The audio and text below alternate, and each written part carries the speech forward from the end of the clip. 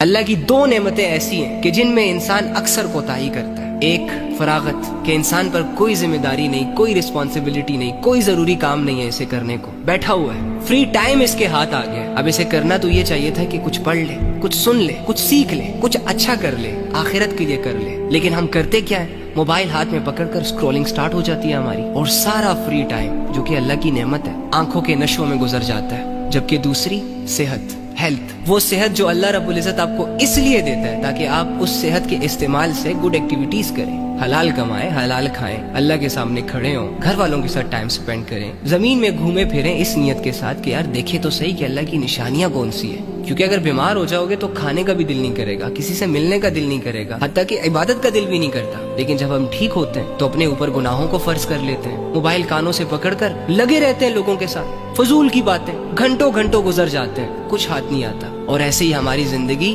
ہمارے ہی ہاتھوں سے ہماری آنکھوں کے سامنے ضائع ہوتی چلی جا رہی ہوتی ہے اور ہمیں احساس تک نہیں ہوتا۔ شیطان بیٹھ کر خوش ہو رہا ہوتا ہے، کلیپنگ کر رہا ہوتا ہے ہمارے لیے کہ کیپ اٹ اپ، جاری رکھو ان چیزوں کو، اچھے سے خود کو برباد کر رہے ہو، اچھے سے اپنا وقت برباد کر رہے ہو، اچھے سے اگنور کر رہے ہو اللہ کو، جبکہ فرشتے افسوس کر رہے ہوتے ہیں اللہ کے بندے کیا کر رہے ہو، ہوش نہیں ہے، عقل نہیں ہے، دعوے تو تمہارے یہ ہے کہ تم بہت بڑے ٹیلنٹڈ انسان ہو، دو باتیں کوئی سنا دے تو بدلے میں چار سناتے ہو، لیکن حال یہ ہے کہ اپنے ہاتھوں سے اپنی زندگی برباد کر رہے ہو۔ مر جاؤ گے، دو چار کندھے ملیں گے فارمیلٹی پوری کرنے کے لیے، 6 فٹ زمین کے اندر گئے، نام ہی مٹ گیا تمہارا۔ خدا کی قسم میں یہ چاہتا ہوں کہ تمہارے مرنے کے بعد لوگ مجبور ہو جائیں تمہیں زندہ رکھنے کے لیے، ایسی زندگی جیو، اور یہ تبھی ممکن ہوگا کہ جب تم اپنا تعلق اس سے جوڑو گے۔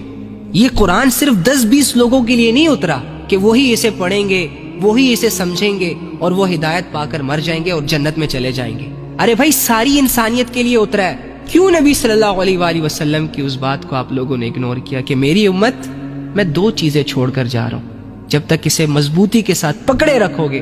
کبھی گمراہ نہیں ہوگے، ایک قرآن اور دوسرا میری سنت، میری حدیثیں۔ تمہیں نہیں سمجھ آ رہی نا کہ میں کیوں گناہوں میں جا رہا ہوں، میں کیوں بے حیائی کے دلدل میں منہ مار رہا ہوں؟ تو اس کا ریزن یہی ہے